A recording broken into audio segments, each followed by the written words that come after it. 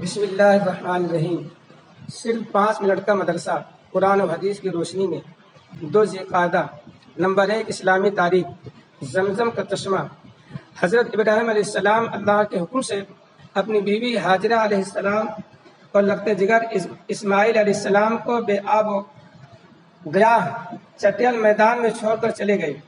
جب ان کے تھیلے کے کھجور اور مشکیدہ کا پانی ختم ہو گیا اور بھوک و پیاس کی وجہ سے حضرت ہاجرہ علیہ السلام کا دودھ خشک ہو گیا تو بچہ بھوک کے مارے بلبلانے لگا۔ ادھر ہاجرہ علیہ السلام بے چین ہو کر پانی کی تلاش میں صفا و مروہ پہاڑی پر چکر لگانے لگی۔ جب 7ویں چکر میں مروہ پہاڑی پر پہنچی تو غیبی آواز سنائی دی تو سمجھ گئی کہ اللہ کی طرف سے کوئی خاص بات ظاہر ہونے والی۔ واپس آئی تو دیکھا کہ جبرائیل امین علیہ السلام تشریف فرما ہے اور انہوں نے زمین پر اپنی ایڑی مار کر پانی کا چشمہ جاری کر دیا۔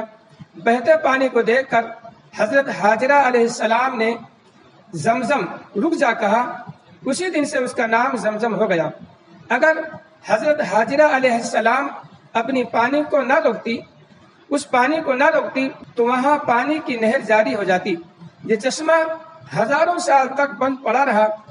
آپ صلی اللہ علیہ وسلم کے دادا عبد المطلب نے خواب کی رہنمائی سے اس کنویں کی کھدائی کی تو صاف ستھرا پانی نکل آیا۔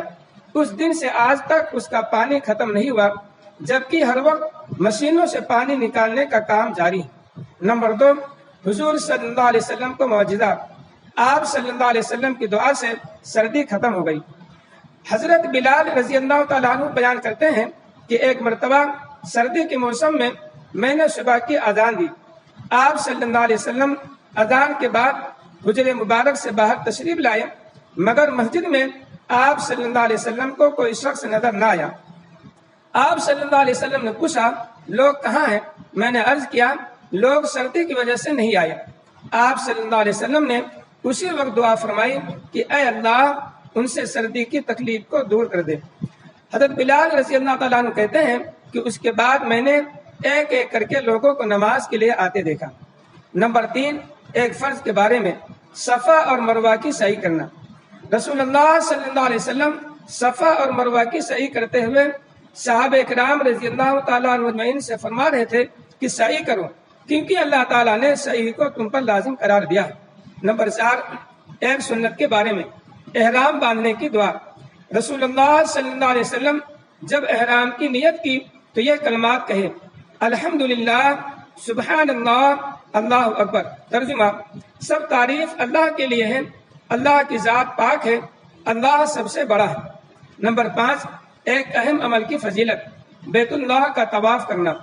رسول اللہ صلی اللہ علیہ وسلم نے فرمایا جس نے بیت اللہ کے 50 طواف کیے تو وہ اپنے گناہوں سے اس دن کی طرح پاک ہو جائے گا جس دن اس کی ماں نے اس کو جنا تھا۔ نمبر 6 ایک گناہ کے بارے میں کسی کو تکلیف دینا۔ رسول اللہ صلی اللہ علیہ وسلم نے فرمایا مردوں کو برا بھلا مت کہو، اس لیے کہ تم اس سے زندوں کو تکلیف دو گے۔ مردوں کو برا بھلا کہنا منع ہے، کیونکہ اس سے ان کے وہ رشتہ دار جو زندہ ہیں انہیں تکلیف ہوگی، اور کسی کو تکلیف دینا جائز نہیں۔ نمبر 7 دنیا کے بارے میں دنیاوی زندگی دھوکہ ہے۔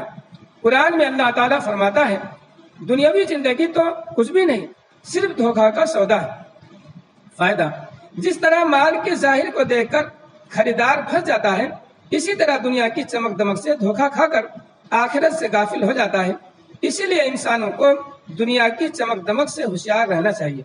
نمبر 8 آخرت کے بارے میں قیامت کے دن خوش نصیب انسان۔ رسول اللہ صلی اللہ علیہ وسلم نے فرمایا قیامت کے دن لوگوں میں سے وہ خوش نصیب میری شفاعت کا مستحق ہوگا جس نے سچے دل سے کلمہ طیبہ لا الہ الا اللہ پڑھا ہوگا۔ نمبر 5 طب نبوی سے علاج، آب زمزم سے علاج۔ رسول اللہ صلی اللہ علیہ وسلم نے فرمایا زمین پر سب سے بہترین پانی آب زمزم ہے، یہ کھانے والے کے لیے کھانا اور بیمار کے لیے شفا ہے۔ نمبر 10 نبی صلی اللہ علیہ وسلم کی نصیحت۔ رسول اللہ صلی اللہ علیہ وسلم نے فرمایا دنیا لمحہ بلمحہ گزرتی جا رہی ہے اور آخرت سامنے آتی جا رہی ہے، اور اس دنیا میں دونوں کے چاہنے والے موجود ہیں۔ تم کو دنیا کے مقابلے میں آخرت اختیار کرنی چاہیے، کیونکہ دنیا عمل کی جگہ ہے، یہاں حساب کتاب نہیں ہے، اور آخرت حساب و کتاب کی جگہ ہے، وہاں عمل کرنے کا موقع نہیں ہے۔